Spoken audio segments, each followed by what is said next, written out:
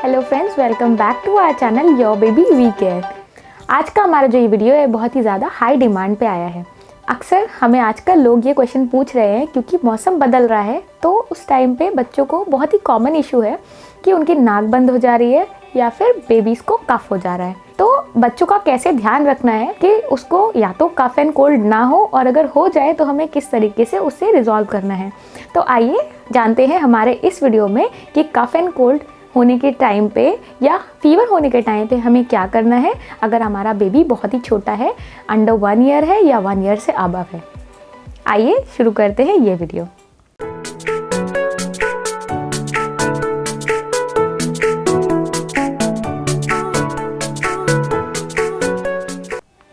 सर्दियों के आते ही सबसे बड़ी प्रॉब्लम हो जाती है कि बच्चों को ठंड पकड़ लेती है। अक्सर बेबीज़ को ज़ुकाम या नज़ला हो जाता है और इससे पेरेंट्स काफ़ी परेशान हो जाते हैं। तो हमें इस टाइम पे सबसे ज़्यादा इस बात का ध्यान देना है कि हम बेबी को प्रॉपर्ली कवर्ड रखते हैं और साथ ही साथ दिन में एक टाइम धूप ज़रूर दिखाते हैं। बेबी को अगर धूप दिखाई जाती है तो उससे बेबी का इम्यूनिटी भी डेवलप होती है और साथ ही साथ उसको टेम्परेचर रेगुलेट करने में भी हेल्प होती है। बेबी को प्रॉपर्ली कवर करने का मतलब है कि आप बेबी के बॉडी पार्ट्स को एक्सपोज ना करें, खुली हवा में ना रखें। आपको बेबी को कई लेयर के कपड़े पहनाने हैं। और आपको बेबी को कैसे कपड़े पहनाने हैं ठंड के दौरान आपको ये जानना है तो आप ये हमारा पुराना वीडियो देख सकते हैं, जिसे आप लिंक में चेकआउट कर सकते हैं या फिर हमारे प्ले कार्ड पे भी चेक कर सकते हैं। इसके साथ ही साथ आपको बेबी की इम्यूनिटी बढ़ाने पे भी काम करना है। तो जब आपका बेबी छोटा है यानी कि 6 मंथ से छोटा है तो आप उसको ज़्यादा कुछ तो ऑफर नहीं कर सकते, बस आपको प्रॉपर्ली ब्रेस्ट फीड कराना है, क्योंकि 6 मंथ से कम के बेबी को आप कुछ भी बाहर से नहीं दे सकते। 6 मंथ से कम के बेबी को आपको सिर्फ ब्रेस्ट फीड करना है और ब्रेस्ट फीड इनफ है उसकी इम्यूनिटी डेवलप करने के लिए। बट अगर आपका बेबी 6 मंथ से अबव है तो आपको और भी चीज़ें ट्राई करनी है, जैसे कि मौसम में अवेलेबल फल आपको बेबी को देने हैं और साथ ही साथ ड्राई फ्रूट्स का कुछ अच्छा सा पाउडर बना के भी आप बेबी को दे सकते हैं। और आपको क्या करना है कि आपके बेबी की इम्यूनिटी बढ़ जाए और बीमारियों से लड़ने की शक्ति बढ़ी रहे, तो इसको जानने के लिए आप हमारा दूसरा वीडियो चेकआउट कर सकते हैं, जिसे आप लिंक में या फिर ऊपर कार्ड में चेकआउट कर सकते हैं।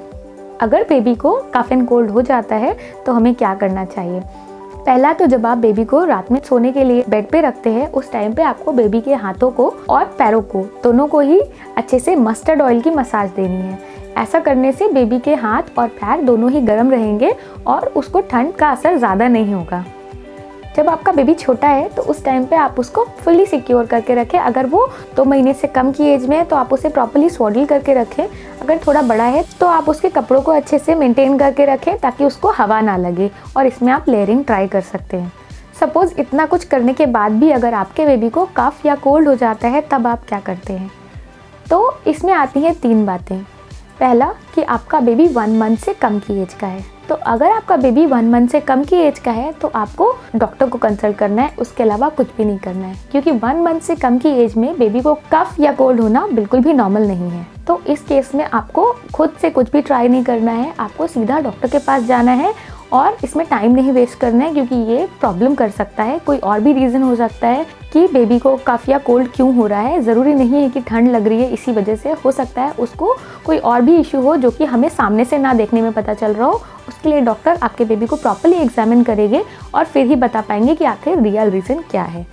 दूसरा कि बेबी की एज 3 मंथ से कम है लेकिन 1 मंथ से ऊपर है। तो अगर बेबी 1 मंथ से ऊपर है लेकिन 3 मंथ से कम है, इस केस में आपको डॉक्टर को विजिट करना है और उनसे ये पूछना है कि किस तरीके से इसको लेकर चला जा सकता है या कौन सी ऐसी मेडिसिन हैं।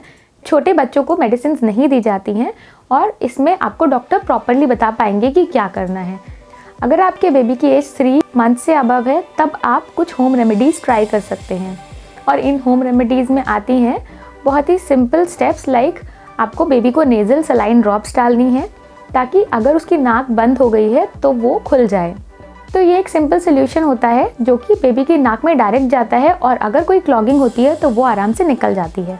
अगर ठंड बहुत ज़्यादा है और आपने बेबी के लिए हीटर यूज़ किया हुआ है तो इस टाइम पे अगर आपके बेबी को काफ़ी या कोल्ड हुआ है तो आप हीटर का यूज़ ना करें या बहुत ही लिमिट कर दें, क्योंकि हीटर या ब्लोअर की वजह से एयर और ज़्यादा ड्राई हो जाती है और उस वजह से आपके बेबी को और ज़्यादा प्रॉब्लम हो सकती है।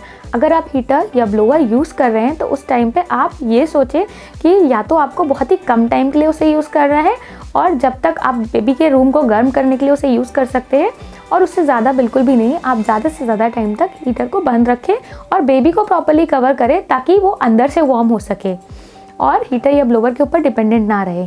और जब आप हीटर या ब्लोवर यूज़ कर रहे हैं उस टाइम पे आप एक वेंटिलेशन की विंडो ज़रूर ओपन रखें ताकि वहाँ पे एयर का फ्लो प्रॉपर्ली मेंटेन रहे। अगर बेबी की एज 6 मंथ से ऊपर है तो आप बेबी को पानी भी दे सकते हैं। तो जब आपके बेबी को कफ या कोल्ड हुआ है उस टाइम पे आप बेबी को बार बार वाटर देते रहें। थोड़ी थोड़ी देर में उसे पानी सिप करने के लिए दें और ये उसको कफ और कोल्ड दोनों में बहुत ज़्यादा हेल्पफुल रहता है, क्योंकि खांसी के दौरान बेबी का गला अक्सर सूखता रहता है, इसलिए उस टाइम पर आपको बेबी को पानी पिलाते रहना है। और बेबी को हाइड्रेट रखने में बहुत ही ज़्यादा हेल्पफुल रहते हैं कुछ फ्रूट जूसेस। आप बेबी को फ्रूट जूसेस और फ्रूट्स भी ऑफर करें और फ्रूट से आपके बेबी की इम्यूनिटी भी बढ़ेगी, क्योंकि फ्रूट जूसेस मीठे होते हैं तो बेबी को वो पसंद भी आएंगे और वो बार बार सिप करने में भी इंजॉय करेगा। तो आप उसे बार बार हाइड्रेट रखने के लिए अच्छे से फ्रूट जूसेस खुद अपने आप बनाकर बेबी को ऑफर करें। जब बेबी को कफ हुआ है उस टाइम पे रूम में काफ़ी ज़्यादा ड्राइनेस ना होने दें। अगर मान लीजिए आपके रूम में बहुत ज़्यादा ड्राइनेस है तो जैसा कि मैंने आपको पहले बताया कि आप हीटर और ब्लोअर का यूज़ बंद कर दें या बहुत ही ज़्यादा लिमिट कर दें। और साथ ही साथ आप रूम में एक एयर ह्यूमिडिफायर का भी यूज़ कर सकते हैं। एयर ह्यूमिडिफायर की हेल्प से आप रूम में होने वाली ह्यूमिडिटी या आर्द्रता को कंट्रोल कर सकते हैं या बढ़ा सकते हैं, क्योंकि इस टाइम पे ड्राइनेस बहुत ज़्यादा बढ़ जाती है रूम में, तो वो आपके बेबी के लिए बिल्कुल भी सही नहीं है। जब ऑलरेडी बेबी को कफ हुआ है तो उसका गला ऑलरेडी सूख रहा होता है, तो उस टाइम पे आप रूम में काफ़ी ज़्यादा उसको ड्राई ना होने दें। इसी में आपकी हेल्प कर सकता है एक रूम का एयर ह्यूमिडिफायर। छोटे बच्चों को आप मेडिसिन ऑफर नहीं कर सकते हैं। अगर कभी भी बहुत ही ज़्यादा इमरजेंसी की सिचुएशन होती है तो वो आप सिर्फ अपने डॉक्टर की रिकमेंडेशन पे ही मेडिसिन लें और सेल्फ मेडिकेशन बिल्कुल भी ना करें, क्योंकि ये बेबीज़ के लिए बिल्कुल भी सेफ़ नहीं है। तो आप इस बात का बहुत ज़्यादा ध्यान दें कि ओवर द काउंटर या मेडिकल स्टोर पे जाकर आप किसी भी तरीके की मेडिसिन बेबी के लिए बिल्कुल भी ना लाएं, क्योंकि ये आपके बेबी के लिए बिल्कुल भी अच्छी नहीं है। और अगर मान लीजिए कभी भी ज़रूरत पड़ती है तो जस्ट डॉक्टर की सलाह पे ट्रस्ट करें और कुछ भी नहीं। मान लीजिए आपके बेबी को कफ या कोल्ड है तो उस टाइम पे बहुत ही ज़्यादा हेल्पफुल रहता है एक स्टीम। तो बेबी को आप डायरेक्ट स्टीम दे सकते हैं, उसमें आपको कुछ भी मिलाने की ज़रूरत नहीं है, किसी भी तरीके का वेपराइज़र या कुछ भी ऐड करने की ज़रूरत नहीं है। डॉक्टर्स की सलाह माने तो डॉक्टर बस ये बोलते हैं कि आप कोई एक बर्तन में गर्म पानी ले लें और उसके साथ आप बेबी को इनहेल करने के लिए दें, तो उससे आपके बेबी की नाक या गला जो भी ब्लॉक रहेगा वो खुलने में बहुत ज़्यादा हेल्प रहती है।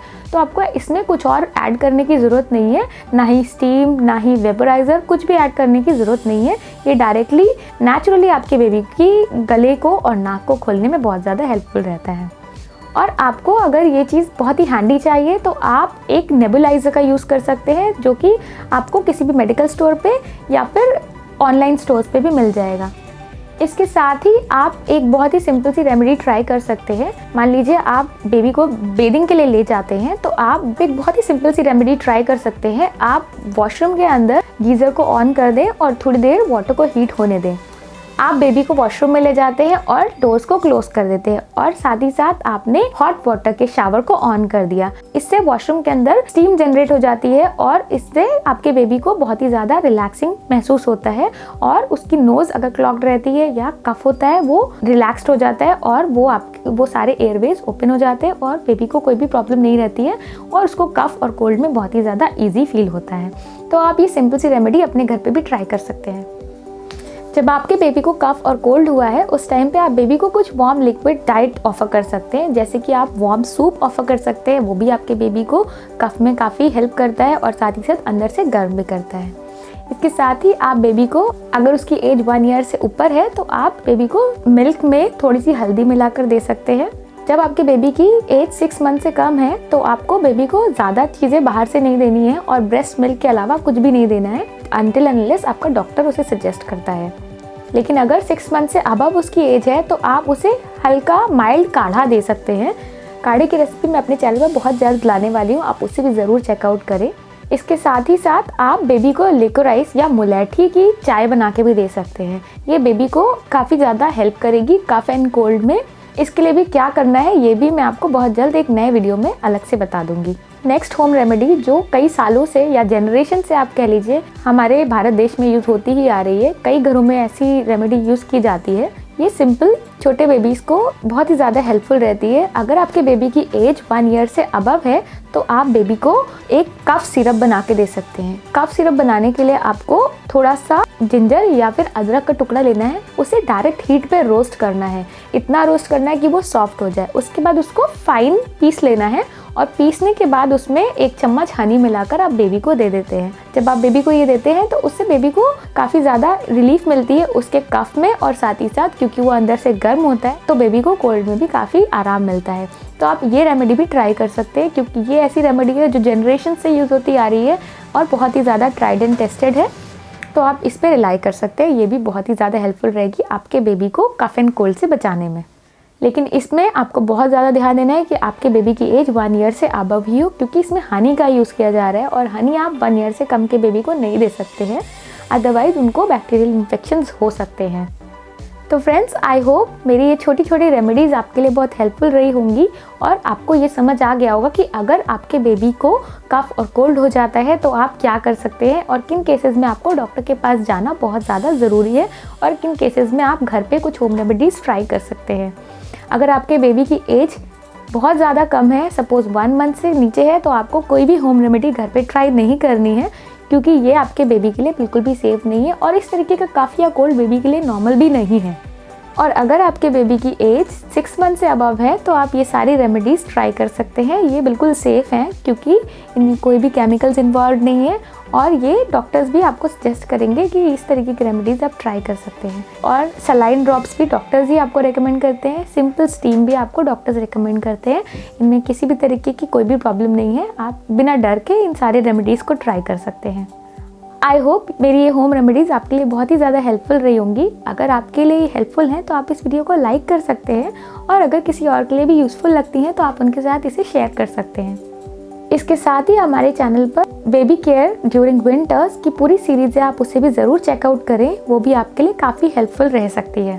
और साथ ही साथ हमारे चैनल पर बेबी केयर, प्रेगनेंसी और डिलीवरी से रिलेटेड काफ़ी सारे वीडियोज़ हैं, आप उन्हें भी ज़रूर चेकआउट करें, वो भी आपके लिए काफ़ी हेल्पफुल रहेंगे।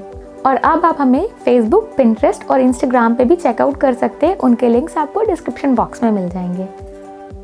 और अब हम आपको मिलेंगे अपने नेक्स्ट वीडियो में, तब तक आप हमारे चैनल पे अवेलेबल बाकी वीडियोस को चेकआउट करें, वो आपके लिए बहुत ही ज़्यादा हेल्पफुल रहेंगे और उनसे आपकी journey of motherhood and fatherhood बहुत ही ज़्यादा स्मूथ होगी, मैं ऐसा होप करती हूँ। तब तक take very good care of yourself and your baby. Bye bye.